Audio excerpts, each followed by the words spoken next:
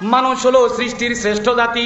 এ কারণেই তামাম কুল কায়নাত 18,000 মাখলুকাত সবগুলো মানুষের গোলাম বানায় দিস, ঠিক না?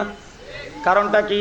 কারণ হলো এই মানুষগুলা আমি রব সৃষ্টি করছি, আর এই রবের ইবাদত যারা করবে না তারা আর গরু, এদের মধ্যে কোনো কি নাই পার্থক্য।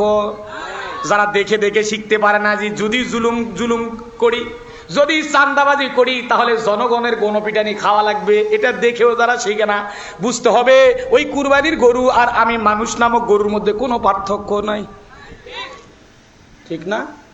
আল্লাহ নিজেই বলেন, আমার কথা বানানো কথা না। আল্লাহ বলেন ওয়ালাকাদ জারানা লি জাহান্নামা কাসীরাম মিনাজ জিন্নি ওয়াল ইনস লাহুম কুলুবুন লা ইয়াফকাহুনা বিহা। রব্বুল আলামিন বলে আমি জাহান্নাম অধিকাংশ মানুষ এবং জিন দ্বারা ভরপুর করব। লাহুম কুলুবুন লা ইয়াফকাহুনা বিহা, এই মানুষগুলার অপরাধ হলো তাদের অন্তর থাকবে, এই অন্তর দ্বারা